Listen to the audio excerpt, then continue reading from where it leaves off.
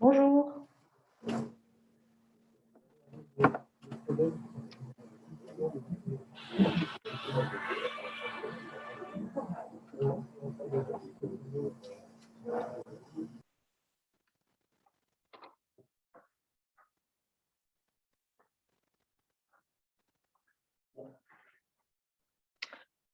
J'attends quelques minutes avant de démarrer.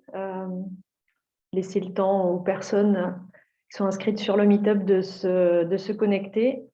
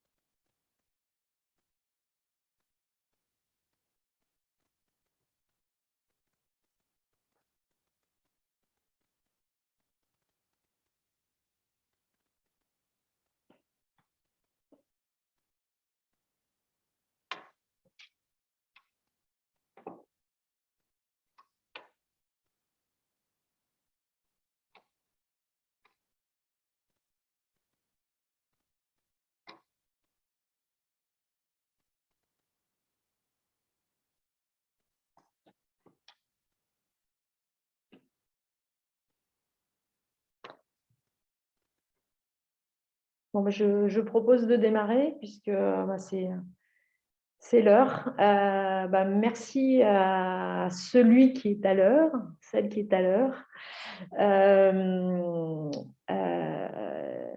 Je me présente, donc je suis Florence Bouygues, je vais animer ce meet-up aujourd'hui. Je ne sais pas si vous avez déjà suivi un de nos meet-up.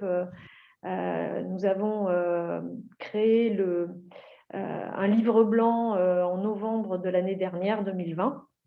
Et nous avons mené une première saison de meet-up autour du manifeste global agile et d'une méthode agile autour de ce manifeste qu'on appelle donc agilité globale.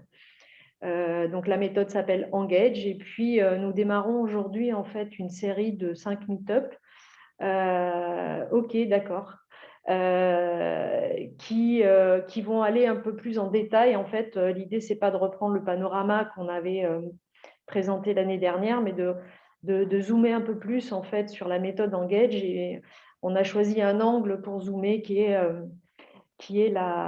on va dire, de zoomer sur chacune des valeurs finalement qui est présentée dans le manifeste global agile.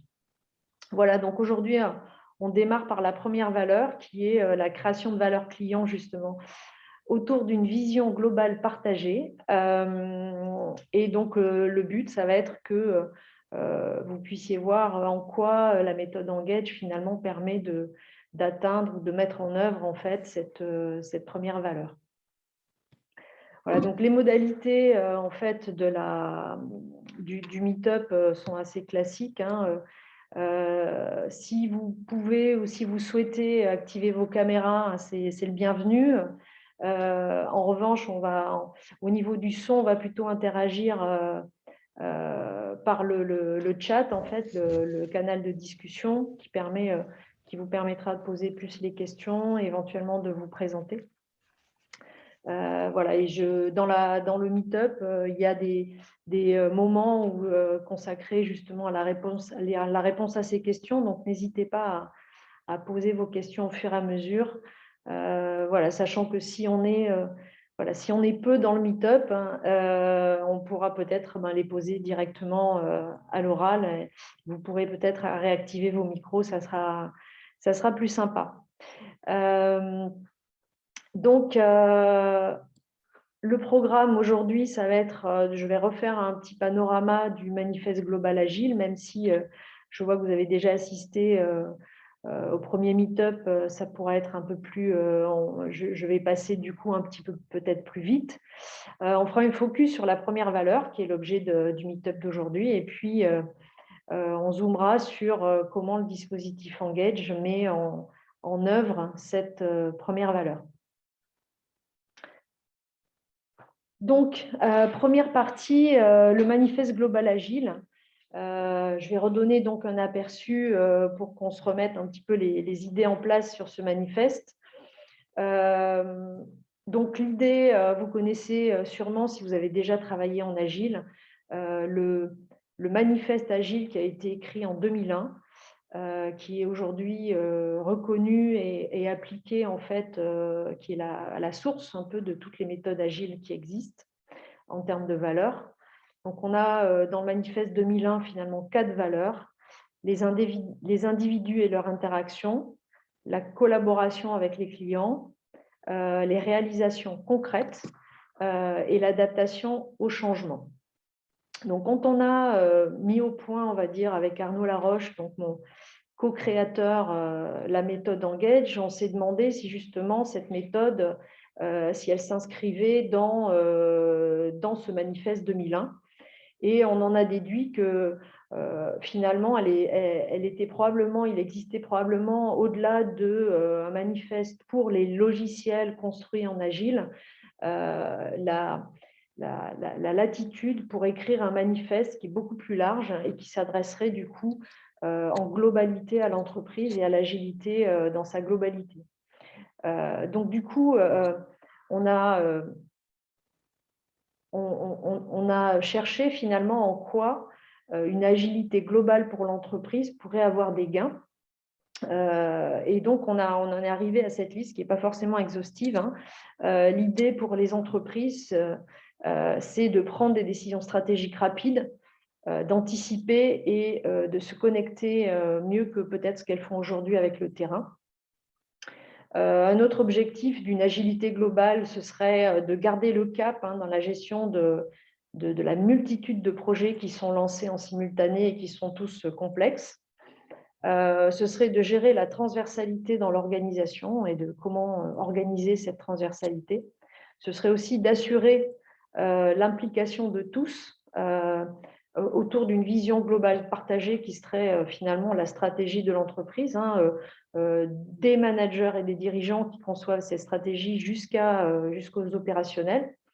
Et également 2 autres intérêts qu'on a vus qui sont un petit peu connexes, mais qui un premier intérêt qui serait de combiner finalement les temps courts opérationnels et les temps longs dans la prise de décision, et puis également de limiter au maximum les enjeux politiques, surtout individuels, les enjeux individuels qui nuisent à la création de valeur pour le client. Donc, avec, on va dire, tous ces intérêts qui allaient peut-être au-delà du manifeste 2001, nous avons conçu, on va dire, un nouveau manifeste dont nous sommes initiateurs, mais pour moi, qui ne nous appartient pas. L'idée, c'est bien on a déjà constitué une petite communauté autour de ce manifeste. Je vous invite d'ailleurs à aller signer ce manifeste sur notre site, si bien sûr vous partagez les valeurs qui sont là. Ce qui nous permettra en fait au fur et à mesure de pouvoir le diffuser au sein de la communauté agile, mais aussi au sein des entreprises qui pourraient l'appliquer. Donc, dans le manifeste d'agilité globale, on est resté sur le même formalisme en fait que le manifeste 2001, à savoir qu'on reconnaît un certain nombre d'éléments qui sont utilisés dans les entreprises, mais on privilégie en fait les éléments qui là sont notés en gras et qui vont devenir finalement les valeurs du manifeste d'agilité globale. Donc les 5 valeurs sont les suivantes. Donc d'abord la création de valeur pour le client autour d'une vision globale partagée. Donc on va beaucoup en parler tout à l'heure, donc je n'insiste pas sur cette première valeur. La deuxième valeur qu'on a gardée dans son intégralité du manifeste 2001, qui sont les individus et leur interaction, finalement doivent rester au centre de notre travail en entreprise dans le cadre d'une agilité globale. Troisième valeur, la responsabilisation et la collaboration de chaque composante de l'organisation. Donc, c'est un petit peu la déclinaison de la valeur numéro 2, mais au niveau de l'organisation globale. La quatrième valeur, des résultats concrets produits par chaque composante de l'organisation et dont la valeur, la création de valeur ou la valeur ajoutée est vérifiée. Donc là, on en revient on va dire, au basique de l'agilité qui est de créer des produits et obtenir des résultats concrets, quel que soit ce qu'on entame comme projet de changement ou de réorganisation dans l'entreprise. Et puis enfin, la cinquième valeur qui est en lien avec l'agile, le côté agile et l'adaptation au changement. Donc la cinquième valeur qui s'appelle l'adaptation au changement au cours du changement, car dans une grande entreprise, on ne va pas toujours avoir le temps d'avoir terminé une conduite du changement avant d'en commencer une deuxième, une troisième, une quatrième.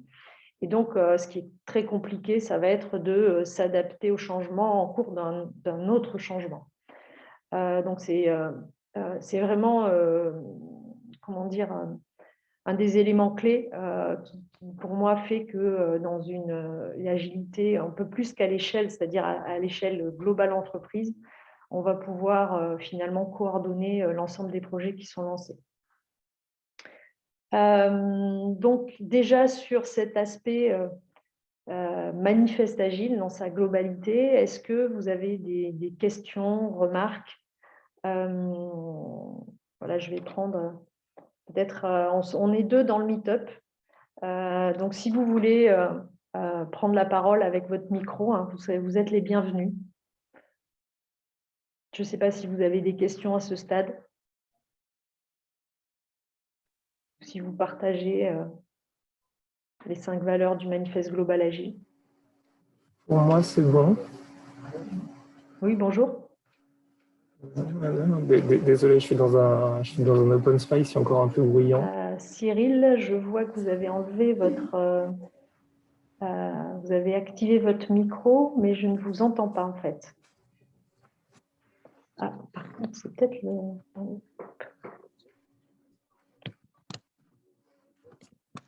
Allô? Est-ce que vous m'entendez mieux? Moi, je vous entends, bonjour. Mais je pense qu'elle n'entend aucun de nous deux. Laurence ne semble pas m'entendre.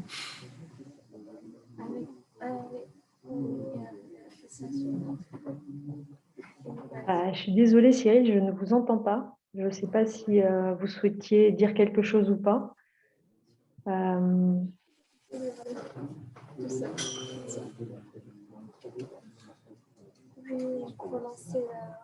Non. Non, effectivement, je ne vous entends pas. J'espère que vous, oui.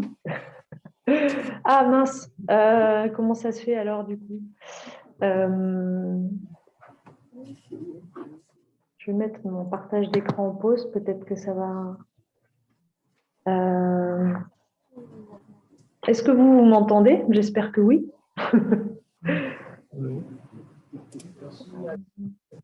Oui, très bien. Bon, parfait, parce que ça aurait été dommage. Mince. Je ne sais pas du coup.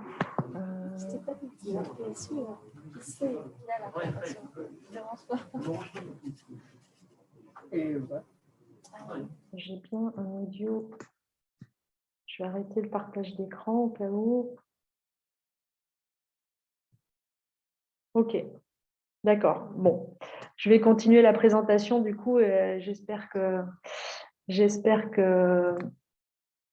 ça va à nouveau fonctionner tout à l'heure. Très bien, donc après effectivement la présentation du manifeste, on va zoomer sur la première valeur de ce manifeste, qui est la création de valeur pour le client. Et donc, je voulais revenir du coup en zoomant sur cette valeur, sur les autres aspects qu'on met en deuxième, je dirais en deuxième importance, qui peuvent arriver dans l'entreprise, où aujourd'hui on parle beaucoup d'optimisation financière. On a très souvent des silos métiers qui se constituent avec les services commerciaux, les services production, les services marketing, les services support comme la finance, l'informatique ou autres, et les silos métiers qui se constituent. Et effectivement, parfois, la compétition entre les individus qui est finalement induite par une volonté de progresser dans l'entreprise. Donc, cette compétition entre les individus, et encore une fois, nous ne sommes pas, on va dire, contre l'optimisation financière, les silos métiers, la compétition entre les individus, parce que de toute façon, ça fait partie intégrante en fait du fonctionnement d'une entreprise, et notamment la compétition entre les individus. Ça peut être tout à fait bénéfique pour l'émulation, la motivation. C'est toujours très intéressant d'avoir une confrontation amicale sur les objectifs de chacun et la volonté d'aller plus loin. Même chose pour l'optimisation financière. Une entreprise qui n'essaie pas d'optimiser financièrement son fonctionnement, elle va mourir assez vite. Les silos métiers, même chose, on ne peut pas fonctionner en permanence en transversalité. Il faut à un moment donné que chacun des métiers finalement se concentre sur ce qu'il a à faire lui et travaille de manière on va dire, concentrée et centralisée sur son métier avant et peut-être après, de pouvoir collaborer finalement avec les autres métiers de l'entreprise.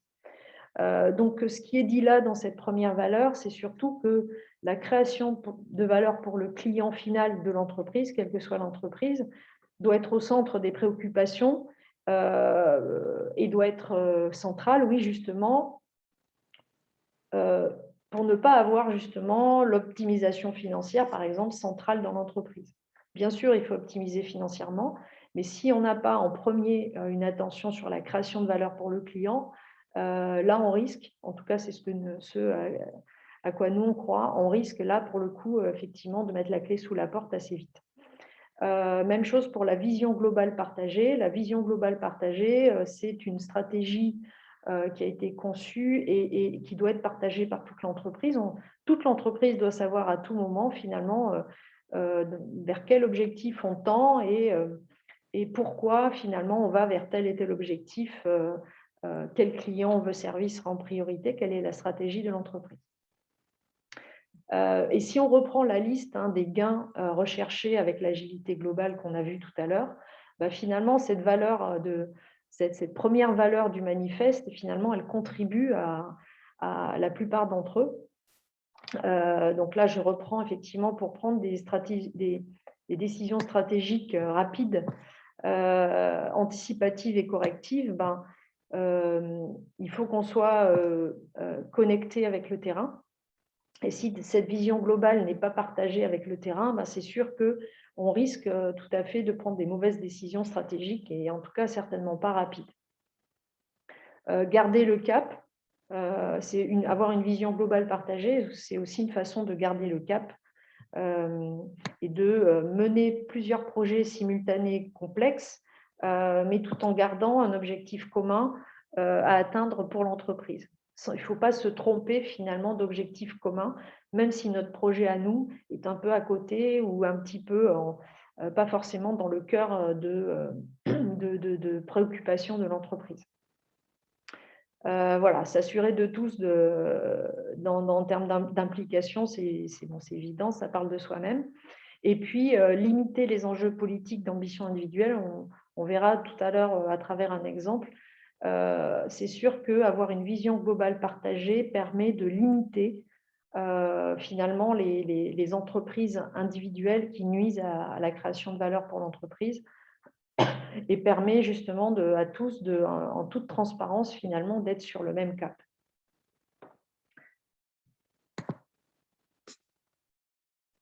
Est-ce que sur la première valeur et sur sa partie un petit peu plus détaillée, vous avez des remarques ou des questions? Alors déjà, merci pour la présentation. Moi, j'aurais juste une petite question. Est-ce que vous avez des outils peut-être préconisés qui sont utilisés justement pour amener les équipes à définir cette valeur ensemble?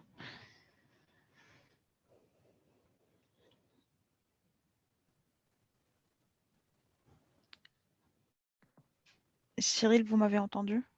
Pardon. Oui, moi c'est bon. Oui, mais je pense qu'elle ne m'a pas entendu, c'est ça? Oui. Ok. Je ne vous entends toujours pas. Donc là, on a un vrai souci. J'ai essayé d'activer, désactiver mon micro. Je suis désolée. Du coup, est-ce que... Oui, je veux bien que vous la posiez effectivement par écrit. On va faire comme ça pour aujourd'hui.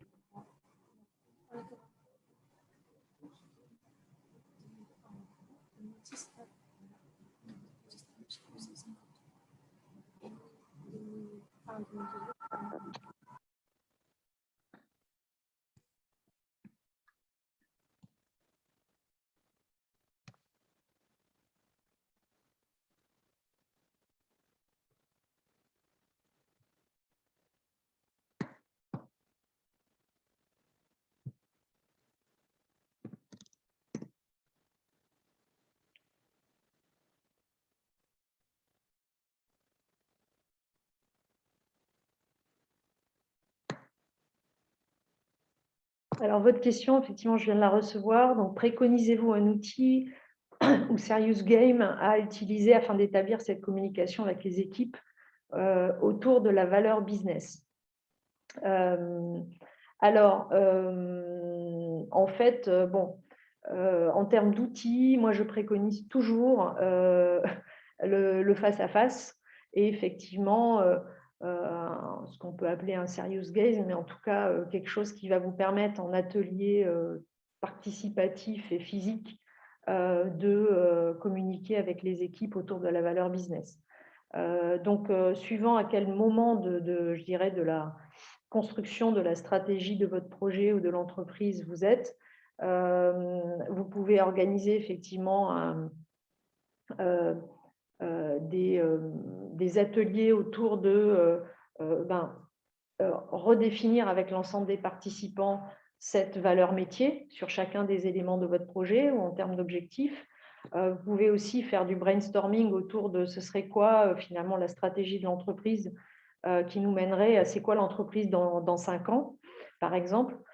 Vous pouvez aussi, une fois que les dirigeants de votre entreprise ont défini une stratégie, vous emparer de cette stratégie et la communiquer à vos équipes de manière un peu ludique, où, par exemple, on va essayer de travailler autour de la stratégie de l'entreprise en créant des logos, en créant en donnant des exemples, en créant des petites, il y a des petites, comment dire, des illustrations de cette stratégie où vous pouvez vous mettre dans la peau, par exemple, d'un salarié, jouer un rôle en termes de métier dans l'entreprise. Vous prenez un rôle, vous prenez une casquette et puis vous enregistrez des petits scénarios ou des petites vidéos autour de, voilà, moi je fais partie du service commercial et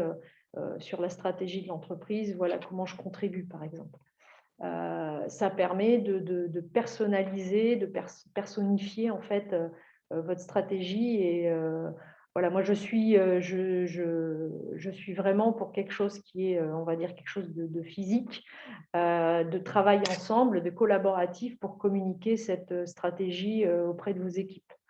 Et la valeur business, c'est-à-dire c'est-à-dire en fait en quoi cette stratégie contribue à l'apport de valeur pour l'entreprise. En quoi ça va nous faire gagner des parts de marché, du chiffre d'affaires, de la notoriété, etc. Donc voilà, j'espère que ça répond à votre question, mais on va dire que je crois un peu moins à tout ce qui est transmission d'un document par Internet, enfin par mail par exemple, ou par exemple sondage, êtes-vous pour ou contre telle stratégie, ou voilà, ou même une newsletter qui est très très bien pour informer, mais qui est moins bien pour ancrer finalement cette stratégie auprès des équipes. Je vous en prie. Est-ce qu'il y a une autre question ?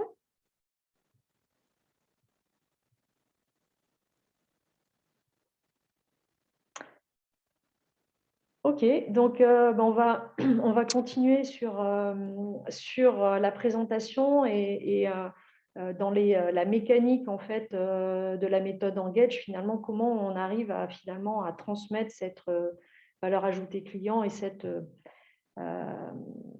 cette vision globale partagée. Le premier aspect, c'est on va essayer de résumer avec Arnaud en fait. Dans tout ce que vous avez dans la méthode Engage que vous pouvez retrouver sur notre site internet, il y a vraiment, on va dire, 4 choses qui pour nous contribuent fortement à la création de valeur autour d'une vision globale partagée pour le client. Donc d'abord, c'est l'existence des fameux 3 niveaux de responsabilité, donc ambition, projet, solution. Donc on y reviendra. Le deuxième aspect, c'est finalement le backlog ou les backlogs qui sont imbriqués les uns les autres. Un troisième aspect qui est finalement le maillage des équipes, qui va contribuer fortement à cette propagation de la vision globale partagée. Et la quatrième chose qui est finalement le rythme qu'on va prendre, qui va permettre, on va le voir, de non seulement créer de la valeur client, mais aussi de diffuser cette vision globale ou de la modifier. Donc, je vais reprendre un peu tous ces aspects dans la présentation d'aujourd'hui. Et on va démarrer par... Et on va démarrer par la structure en 3 niveaux de responsabilité. Donc, je sais qu'au moins l'un d'entre vous a déjà participé à nos meet-up la saison dernière. Donc, du coup, vous connaissez ces 3 niveaux de responsabilité. On a un premier niveau ambition qui permet finalement de piloter les ambitions de l'entreprise ou de votre service. Par exemple, si on a un appli Engage à une partie de l'entreprise seulement. Vous avez un deuxième niveau de responsabilité qui est le niveau qu'on a appelé nous projet, qui lui va relayer finalement ses ambitions et les décliner en termes d'objectifs à atteindre.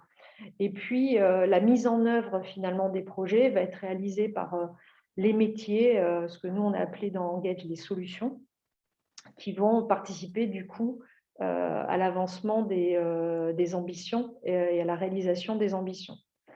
Donc, ce qu'on peut voir dans ces 3 niveaux, c'est qu'on va finalement, la vision qui va être définie en amont par l'équipe ambition et par le niveau de responsabilité ambition va être complètement relayée par le projet et validée par les équipes solutions. C'est-à-dire qu'on va avoir, comme on a une imbrication des 3 niveaux, on va avoir à un moment donné une sorte d'obligation de transmettre cette vision à travers les niveaux pour pouvoir comprendre finalement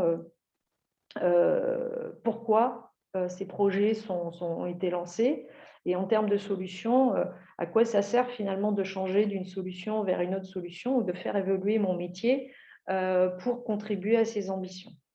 Voilà, ne serait-ce que le fait de parler d'ambition pour l'entreprise, ça permet ça. La mise en œuvre des solutions, en fait, finalement, du coup, sur le terrain, ça va permettre de concrétiser la vision qui a été définie peut-être un peu de manière théorique au départ. Donc, ça va être non seulement la mise en œuvre par les solutions, mais aussi, et là on rejoint le dernier aspect qui est le rythme, c'est-à-dire la remontée d'informations jusqu'à l'équipe ambition qui va permettre de revoir éventuellement cette fameuse vision. Et puis, le client, qui est probablement au cœur de la vision de l'entreprise, hein, il restera du coup au centre aussi des objectifs au sein des 3 niveaux de responsabilité.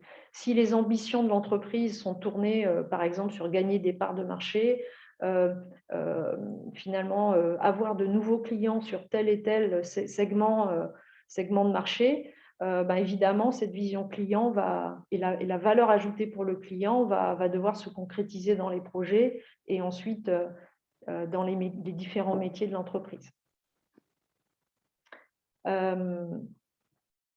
Le backlog ou les backlogs, en fait, la vision et la création de valeur, elle va être finalement déclinée dans les différentes backlogs sur les 3 niveaux de responsabilité. On va avoir une liste d'ambitions à atteindre qui va constituer notre backlog ambition, puis ensuite une liste de projets qui vont finalement contribuer à ces ambitions au niveau des projets.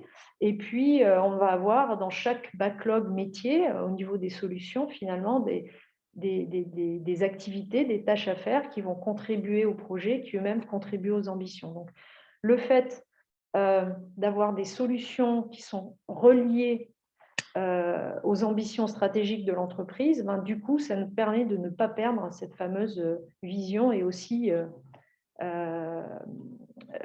comment dire, de ne pas perdre en fait ce lien et de garder la vision globale finalement qui est partagée par tous. Donc je vois sur le chat là une question, je vais y répondre tout de suite. Donc build et run, si je reformule, c'est le moment où je vais finalement lancer un projet de changement. Donc là on est plutôt dans un build. Et si je mets ça plutôt dans le monde informatique, on va créer un logiciel à un moment donné ou un projet qui va modifier à la fois les process métiers du métier et l'utilisation d'un nouveau logiciel. On a à un moment donné ce projet qui va être terminé et qui va finalement passer en run, c'est-à-dire qu'on va avoir une solution mise en place qu'on va maintenir au cours du temps. Donc, le build et le run, finalement, le build, ça va être le projet. Et effectivement, le run, il va être porté par finalement les solutions qui sont en place. Si je mets ça dans un monde qui n'est pas un monde informatique, je vais avoir finalement un service commercial qui, à un moment donné, va avoir un projet de se réorganiser ou d'attaquer, par exemple, une nouvelle région de France sur laquelle ils n'étaient pas du tout. Ça, c'est un projet, parce que c'est un projet de changement, mais à un moment donné, on va décider, par exemple, de prospecter sur la région sud de la France. Et au moment où on va constituer notre équipe de commerciaux et que ces commerciaux-là vont prospecter sur le sud de la France, du coup, notre projet, je dirais, va être terminé, puisque la prospection a été lancée dans le sud de la France. Mais la solution mise en œuvre, c'est-à-dire l'équipe commerciale sud, sera en place et donc constituera, on va dire, le run. Donc, dans les équipes solutions, on va avoir à la fois des gens qui vont concevoir comment dire, le changement de comment on fait pour prospecter dans le sud et aussi ensuite vont intégrer l'équipe finalement qui va œuvrer dans le sud. Voilà, donc j'espère avoir répondu à la question. Et puis, donc là, quand on voit la création de valeur, quand on parle de la création de valeur, elle va être mesurée finalement à chaque niveau dans les backlogs, ce qui va permettre de prioriser. C'est-à-dire qu'en fait, en agile, on a des mesures pour savoir où est-ce qu'on en est, comment on va prioriser les prochaines étapes de réalisation, et on priorise par la valeur. Une des priorités maximum, ça va être d'avoir une valeur client la plus importante possible dans nos priorités. Donc du coup, cette création de valeur, elle va être mesurée, prévue et mesurée aussi en termes de retour sur investissement à chaque niveau de responsabilité. Donc ici, je vous donne un exemple, en fait, qui est un exemple qui peut avoir un sens, en fait, au niveau de l'organisation classique et l'organisation Engage. Dans une organisation classique, on a une vision qui est souvent construite par le comité exécutif. Un projet numéro 1 qu'on va lancer suite à cette vision, par exemple ici, rénover l'outil de gestion des formations, et qui lui-même va reconstituer un petit peu sa vision, pourquoi finalement on rénove l'outil de gestion des formations, et va finalement être lancé et être réalisé un peu en autarcie. Et puis ensuite, on va lancer un deuxième projet qui est rénové. Donc là, je me suis placée dans le monde des ressources humaines, hein, qui est rénové la gestion des emplois et des compétences. On va le lancer un peu plus tard. Et du coup, on va se dire, tiens, c'est pourquoi je rénove ma GPEC et je vais recréer une sorte de vision pour mon projet. Donc ça, c'est quelque chose que je vois beaucoup en entreprise quand j'interviens en Agile, c'est qu'en fait, chaque projet a sa propre vision. Et puis, cette vision est en tout ou partie, enfin, souvent et rarement, on va dire, connectée directement à la vision de l'entreprise. Mais on espère effectivement que si on a lancé le projet, c'est bien parce que ça a participé à la vision de l'entreprise. Donc, quand on va travailler avec Engage et qu'on va mettre en place une équipe ambition qui elle-même construit sa vision, et une équipe ambition qui va aussi finalement décliner ses ambitions en projet, on aura un lien automatique finalement entre la vision de l'entreprise et les différents projets lancés, même si on lance les projets 2, 3, 4, etc. un peu plus tard dans le temps. Donc du coup, on voit qu'ici, on a une seule vision qui est celle de l'équipe ambition, qui correspond en fait à la vision du COMEX, et finalement des backlogs avec des projets qui sont reliés directement à cette vision-là et qui n'ont pas besoin de recréer leur propre vision. Voilà. N'hésitez pas à poser des questions au fur et à mesure si vous en avez.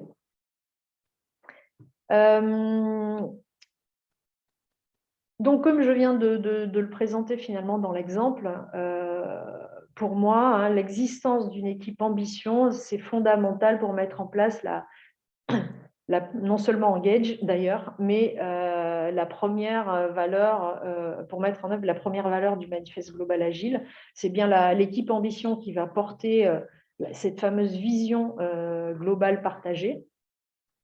L'idée, c'est bien d'ordonnancer les ambitions, donc de les prioriser, de donner aussi les moyens aux projets et aux solutions d'atteindre ces ambitions. Ce qui se passe souvent dans la pratique, c'est que le comité exécutif ou les chefs de service ont beaucoup d'ambition. Quand on voit dans les plans stratégiques d'entreprise, il y a énormément d'ambition et après, on lance tout un tas de projets sur les équipes. Mais tous ces projets-là sont un peu lancés en ordre dispersé et ne sont pas forcément ordonnancés les uns les autres parce que forcément, sur le terrain, ça va créer des pénuries de ressources. On va se demander telle ou telle ressource, finalement, à quel projet je vais les affecter, quelles sont vraiment nos priorités. Et ce genre de choix, ce genre de décision, finalement, ce n'est pas forcément aux équipes projets ni aux équipes solutions de le faire. Si ces choix sont déjà ordonnancés et déjà clairs au niveau des ambitions, ça va permettre finalement une meilleure fluidité dans les moyens accordés aux différents projets, aux différentes solutions, parce que ce sera déjà priorisé en amont. Donc effectivement, l'équipe ambition, elle, crée une stratégie et attend une création de valeur pour ses clients. Et effectivement, elle délègue en fait aux projets et aux solutions cette création de valeur.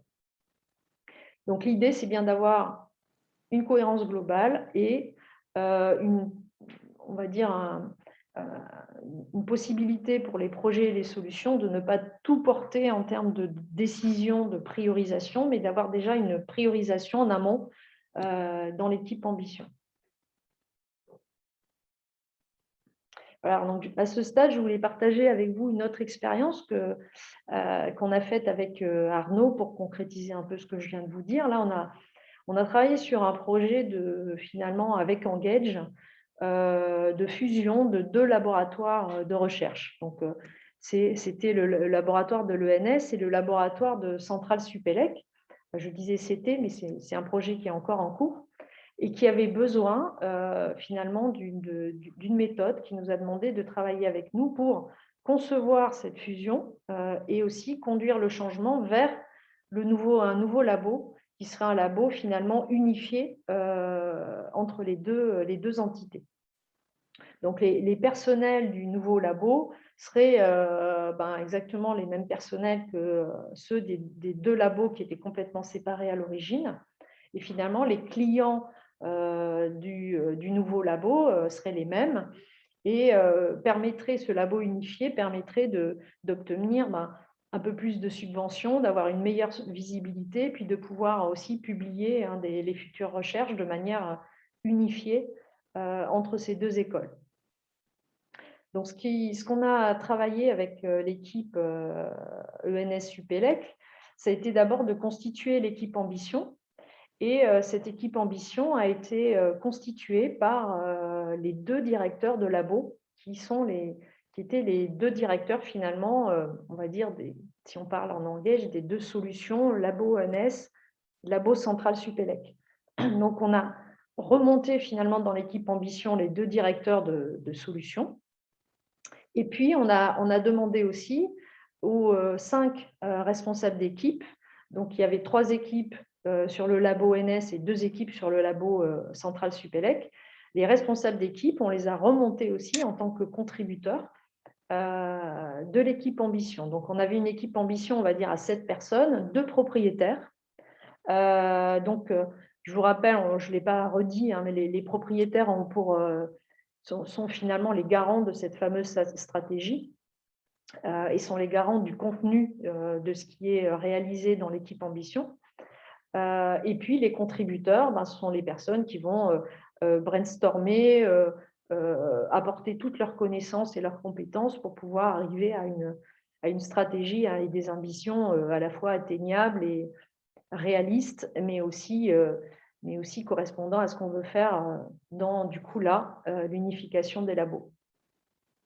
Donc, le fait d'avoir constitué une équipe Ambition qui était composée finalement des différentes composantes des équipes existantes et de construire cette vision globale partagée ensemble, de fait, ça a permis de la partager justement avec l'ensemble des personnes qui étaient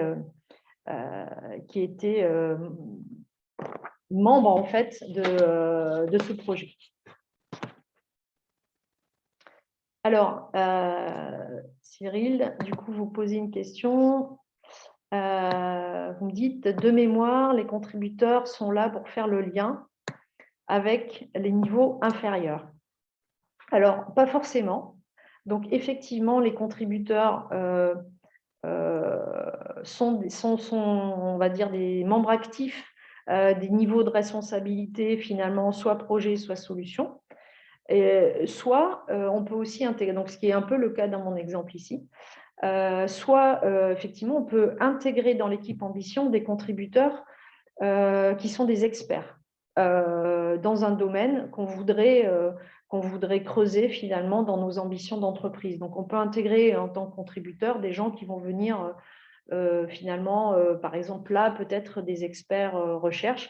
Alors, nous, ça n'a pas du tout été le cas sur notre projet, mais on aurait pu intégrer, par exemple, un expert en organisation ou alors quelqu'un d'un labo qui n'était ni ENS ni Supélec pour discuter avec lui finalement des ambitions, de nos ambitions et finalement qui contribue à la réalisation de nos ambitions à nous.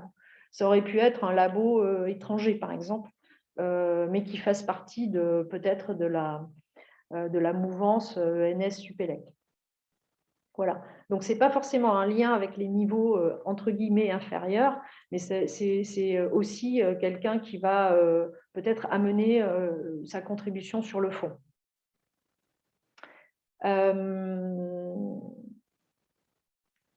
Et donc, si on va un petit peu plus loin dans l'exemple, on peut voir ici qu'en fait, un certain nombre de projets Donc, l'équipe ambition avait justement tout un tas d'ambitions et d'activités à faire, qu'on voit ici en orange. Et puis, tout un tas de projets ont été lancés au cours du temps depuis quelques mois. Donc, par exemple, il y a eu tout d'abord la constitution des futurs centres de ressources. Qu'est-ce qu'on y fait, comment on découpe et quelles personnes en font partie. On a eu un projet numéro 2 qui a constitué finalement à constituer les équipes de recherche. On a eu un projet 3 qui était la définition des rôles de manière précise dans l'organisation. Voilà, un projet 4 sur les règles de fonctionnement. Et donc, par exemple, les projets 3 et 4, finalement, pour définir le rôle des personnes dans l'organisation, puis ensuite les règles de fonctionnement des équipes, c'est clair qu'à un moment donné, il fallait qu'on ait une vision globale partagée finalement par tous les gens qui étaient sur ces projets-là pour pouvoir avoir finalement une bonne vision de ce qui se passait et pour que le projet finalement aboutisse. Sur les projets, par exemple, 5 et 6, on a eu, projet 5 et 6, c'était le référendum pour créer un nom. Donc ça, c'était peut-être l'aspect un peu plus ludique, mais finalement qui avait tout son sens pour impliquer les gens. Et puis également, faire voter l'acceptation du projet par l'ensemble des équipes, savoir quel était le niveau d'implication, satisfaction et on va dire d'adhésion au projet de fusion. Et du coup, sur ces 2 derniers projets, au final, la validation a été faite à la majorité. C'était ça le but. Et du coup, il fallait, pour que ce vote ait lieu dans de bonnes conditions, que la vision globale soit correctement partagée. Donc d'ailleurs, là, je reviens sur un petit point que je citais tout à l'heure, au niveau des ambitions individuelles. Le fait d'avoir demandé finalement l'adhésion, non seulement sur le référendum, l'adhésion des équipes le côté participatif dans le projet de fusion, mais aussi sur le projet 6, de demander carrément l'adhésion des personnes, oui, non, est-ce que vous y croyez à ce projet ? Ça a eu une valeur très, très bénéfique. Bon, déjà, il y a eu 90% d'adhésion en termes de résultats de ce projet-là. Et du coup, les leaders négatifs sur le projet de fusion ont été un petit peu isolés de fait après ce résultat. Donc, en fait, ce que je disais tout à l'heure sur les ambitions individuelles, la compétition entre les personnes et le fait que partager une vision globale partagée et communiquer dessus en permanence, ça permet d'isoler un certain nombre de personnes qui ne sont pas forcément, soit qui sont contre, soit qui ne veulent pas, pour X raisons, participer au projet d'entreprise. Donc là, pour l'entreprise, ça a un effet bénéfique. Voilà, donc n'hésitez pas, même chose si vous avez des questions. Je vais continuer sur, c'est un peu ce dont on parlait tout à l'heure, les contributeurs à l'équipe ambition et finalement le fait que dans Engage, on ait une notion de contribution, on va dire, systématique des propriétaires de projets, des propriétaires solutions à l'équipe ambition, ces fameux niveaux inférieurs dont on parlait tout à l'heure. Ça permet de véhiculer finalement la vision dans les 2 sens et de prioriser finalement le backlog finalement en fonction de la création de valeur un petit peu de la même manière partout, du moins sur les mêmes critères. Et le fait qu'il y ait ces propriétaires qui assurent le maillage, le propriétaire solution étant aussi contributeur des équipes projets, permet de mettre à jour, donc en même temps qu'on met à jour l'avancement des projets, l'avancement le fait qu'on ne puisse pas peut-être, par manque de moyens, etc., atteindre un certain nombre d'objectifs projets solutions, ça permet de remonter au niveau ambition, finalement, la réalité du terrain. Et du coup, les ambitions sont revues. Alors, peut-être à la baisse, peut-être à la hausse, ou peut-être repriorisé en fonction vraiment des réalités terrain et je dirais des résultats concrets qu'on aura obtenus au fur et à mesure du temps. Donc un autre intérêt, on va dire, de ce maillage, hein, c'est que finalement les contributeurs sont un peu brassés et que donc cette vision globale, de fait, elle va circuler finalement entre les différents niveaux. Et même, donc, je le rappelle, le niveau projet est un niveau qui est éphémère, puisque une fois que le projet est terminé, ben, on va dissoudre l'équipe projet. Il va rester l'équipe ambition pour l'entreprise et l'équipe solution qui, elle, va assurer le run, comme on disait tout à l'heure, sachant qu'évidemment, d'autres projets vont apparaître et vont toucher éventuellement la même équipe solution. Donc, du coup, la vision globale partagée va être distribuée finalement de l'équipe ambition via les projets à l'équipe solution. Et du coup, même si la partie projet qui est éphémère s'arrête à un moment donné, ben, ça va perdurer au niveau des équipes solutions.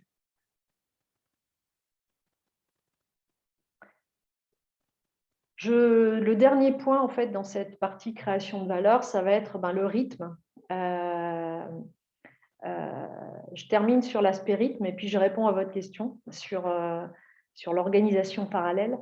Le rythme, en fait, comme dans toutes, on va dire peut-être pas toutes, mais la plupart des méthodes agiles, on travaille en rythme et on a un certain nombre d'événements, de cérémonies qui vont ponctuer le rythme qu'on aura choisi d'appliquer. Vous savez sûrement que donc, dans Engage, on incite à avoir un rythme, une cadence, donc plutôt dans l'idée de la méthode Scrum, ou SAFe d'ailleurs, avec ses incréments de programme. Kanban est plus en flux continu, si vous connaissez ces méthodes-là. Mais le gros intérêt finalement d'avoir un rythme, c'est de s'obliger à avoir de manière régulière de produire des résultats et non seulement de les produire, mais de les montrer à travers les démonstrations, de produire des résultats concrets qu'on peut communiquer, on va dire, aux différentes parties de l'entreprise, donc aux équipes avec qui on a travaillé de manière transversale, mais également aux managers, aux dirigeants, etc., qui constituent l'équipe ambition. Donc finalement, la vision qui est partagée, qui va être plutôt en top-down, en tout début finalement des cycles, à un moment donné va remonter. Cette vision top-down va permettre de décliner le backlog et les différentes priorités sur le terrain, mais en même temps, quand on va avoir finalement des démonstrations qui vont prouver la valeur client et la mesure de l'atteinte d'un certain nombre d'objectifs, cette création de valeur client va remonter aux équipes projet, puis ensuite aux équipes ambition pour contribuer à l'avancement des ambitions.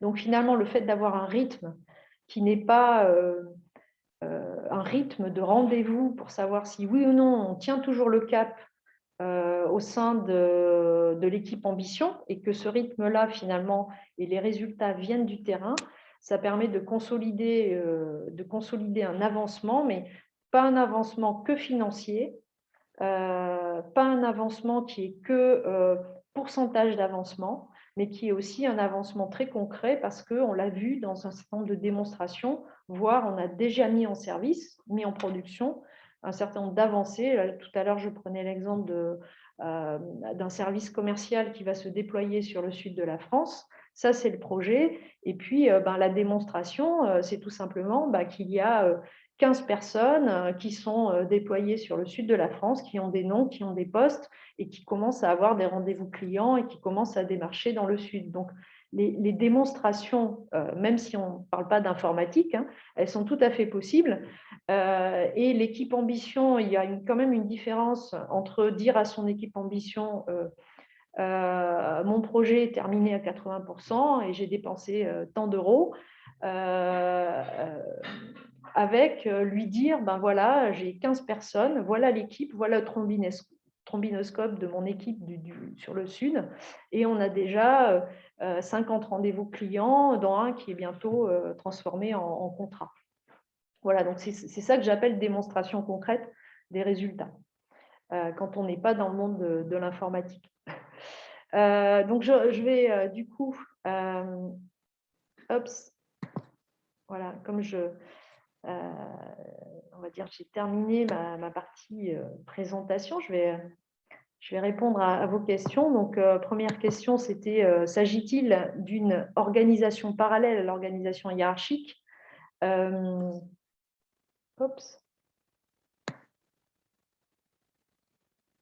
Alors, si je reviens ici sur une organisation, donc dans la partie organisation hiérarchique, ce que vous allez retrouver en classique, c'est que l'équipe ambition, au final, ça va être votre comité exécutif, votre COMEX de l'entreprise. Donc, je dirais que l'organisation classique, en tout cas sur le COMEX, ça doit devenir votre équipe ambition. L'équipe ambition avec un propriétaire qui va être probablement le président de votre entreprise ou le chef de service du fameux service. Là où ça peut changer, c'est sur les contributeurs. C'est-à-dire qu'aujourd'hui, en classique, on va avoir des contributeurs qui sont tous les directeurs des différents métiers.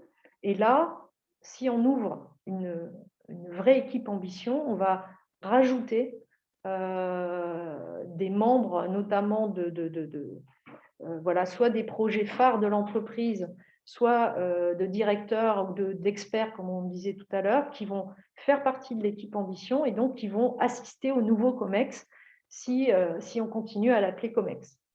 L'idée étant de partager ensemble avec cette équipe ambition non seulement la stratégie, mais aussi les résultats. Là où ça ne va pas changer beaucoup, ça va être les équipes projets. Aujourd'hui, on constitue des équipes projets qui sont des équipes qu'on va appeler des équipes transformation, des équipes projets d'entreprise, des équipes programmes. Et ces équipes-là vont être lancées, être constituées, et puis ensuite disparaître quand les fameux projets sont terminés. Donc, je dirais que dans cette partie projet, on ne va pas forcément changer grand-chose, à part, je dirais, les relations très étroites que ces projets doivent avoir avec les équipes solutions. C'est-à-dire qu'on va avoir, donc les équipes solutions sont elles aussi des équipes qui sont classiquement organisées dans l'entreprise. Vous allez avoir la solution commerciale, vous allez avoir la solution, comme je disais tout à l'heure, production, la solution finance, etc. Et les projets vont toucher ces solutions de manière plus ou moins ciblée. C'est-à-dire que c'est peut-être le directeur financier qui va être intégré dans un projet, mais ça peut être le service, non pas tout le directeur financier, mais que la partie, par exemple, compta. Donc à ce moment-là, la solution, c'est plutôt la solution compta qui va être touchée et qui va devoir participer à un certain nombre de projets qui sont amenés à modifier finalement ce qui va se passer dans le service compta. Donc, pour répondre peut-être de manière plus directe à votre question, quand on va implémenter Engage, on ne va pas dupliquer les rôles dans l'entreprise. L'idée, c'est bien de donner aux gens qui existent, qui ont des rôles organisation, hiérarchie classique, de leur donner des rôles clairs et précis qui correspondent à l'organisation Engage. Par contre, ça va probablement un petit peu modifier leur fiche de poste. Et c'est là où la conduite du changement organisation classique vers organisation Engage est très, très importante au niveau RH. Notamment si vous avez déjà travaillé en agile, on a un gros changement entre les organisations classiques et les organisations agiles, c'est la notion de chef de projet, de chef de service. Ici, dans ce que propose Engage, c'est une organisation type agile, donc on a un propriétaire qui est responsable du contenu et on a un Scrum Master ou un facilitateur qui va être garant du process, qui va sortir des indicateurs et il va faire en sorte de fluidifier le processus, par exemple dans le projet. Donc, le directeur de projet, sens classique, devra se positionner, pardon. Soit il joue le rôle de facilitateur, soit il joue le rôle de propriétaire, mais a priori, dans une organisation engage, il ne peut pas faire les deux. Ou en tout cas, quand il parlera, il faudra bien, s'il a les deux casquettes, ce que moi, personnellement, je ne préconiserai pas, mais s'il a les deux casquettes, il faudra bien qu'il se positionne en je suis en train de vous parler en tant que propriétaire ou je suis en train de vous parler en tant que facilitateur. Donc, je réponds à votre autre question au niveau du backlog. Qui est responsable du backlog? Je dirais qu'aujourd'hui, dans une organisation agile classique, le responsable, entre guillemets, du backlog est le propriétaire. C'est-à-dire qu'en fait, c'est bien le propriétaire sur le contenu qui va constituer ce backlog, qui va prioriser. En revanche, quand on va finalement réaliser ce backlog au fur et à mesure de l'avancement finalement du changement, on va avoir une co-responsabilité du coup sur est-ce que le backlog est finalement, est-ce que les différentes briques du backlog sont terminées, pas terminées, est-ce que j'ai atteint les objectifs? Donc la mesure, les mesures sont plutôt faites par le facilitateur et finalement l'avancement est plutôt permis par toute l'équipe. Donc c'est bien une co-responsabilité en termes d'avancement et de réalisation, comme on a sur n'importe quelle équipe agile. Mais en termes de contenu, on a des contributeurs qui vont un peu comme dans chaque équipe agile, des contributeurs qui vont constituer finalement le détail des briques du backlog, mais un propriétaire qui va être garant que ces briques, avec ces briques-là, on atteint bien nos objectifs. C'est bien le propriétaire qui est garant de ça. Donc, c'est vrai qu'en agile, on a une notion qui est un peu complexe à mettre en œuvre, qui est qu'on a une co-responsabilité sur le résultat, on a une co-responsabilité sur la réalisation du coup, et aussi on s'engage bien dans la même voie ensemble. Donc, on a beaucoup de co-responsabilité, mais en termes de rôle, on a plus un propriétaire qui est sur le fond, le contenu des choses à faire. Voilà, moi c'est ce que je voulais vous partager avec vous aujourd'hui. Donc, j'espère que ça vous aura plu. Il y avait une autre question. Tac. Effectivement, dans l'exemple des labos, il y avait deux propriétaires, voilà exactement, et pas un seul. D'où la question de responsabilité partagée. OK. Donc, effectivement, dans un cas, d'ailleurs, je crois que je l'ai mis sur le slide, deux propriétaires, c'est compliqué parce qu'il faut qu'ils s'entendent, comme je disais tout à l'heure, sur le fond et aussi sur les priorisations, puisque c'est eux qui en sont responsables. Donc, on a, dans ce cas du labo, on a une très bonne et très forte collaboration entre les deux personnes, en l'occurrence, ce qui nous a permis de ne pas faire un choix entre les deux. C'est-à-dire qu'en fait, et puis j'ai d'autres exemples aussi, moi, dans d'autres contextes où on avait un produit qui était fabriqué, où il y avait en fait deux sujets à l'intérieur du produit qui étaient réalisés par exactement les mêmes contributeurs et deux donc propriétaires qui devaient se mettre d'accord sur un backlog et sur les priorités par rapport à la réalisation de ce backlog. Donc, ça existe, c'est possible, c'est tout l'intérêt de coacher les équipes finalement agiles quand on est coach comme moi. On peut un peu faire des cas particuliers sur les règles agiles.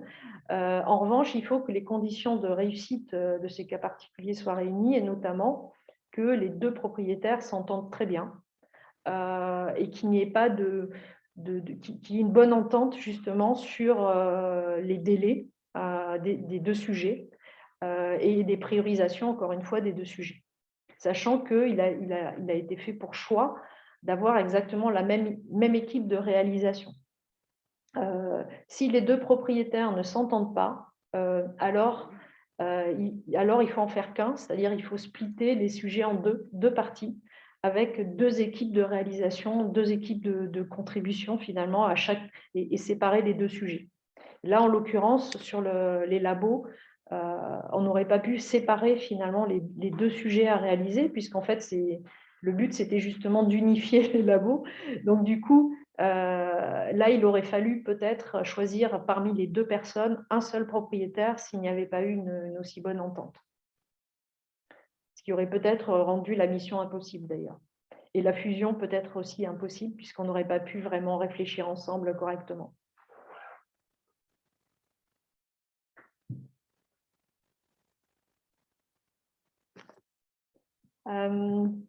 D'autres questions?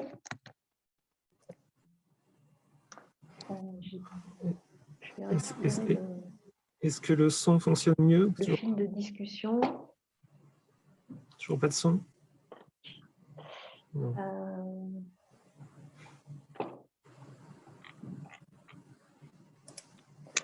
Ok, ben, écoutez, merci beaucoup Cyril d'avoir participé à ce meet-up. L'autre personne nous a quittés en cours. Ben, j'espère que ça vous a plu. N'hésitez pas à commenter sur Meetup si vous souhaitez, à donner votre évaluation. Et puis, ben, j'espère la prochaine fois.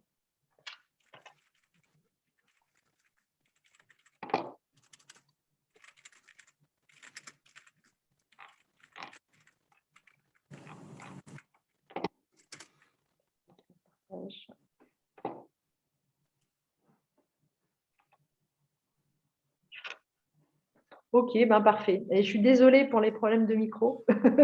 J'aurais bien aimé vous entendre vu qu'on n'était pas beaucoup meet-up, mais bon, je vais essayer de résoudre ça. L'important, c'est que vous m'entendiez, vous. Déjà, c'est pas mal. Ben, merci beaucoup en tout cas de votre participation. Et puis, voilà, si vous avez des besoins ou des questions en off de ce meeting, n'hésitez pas. À bientôt.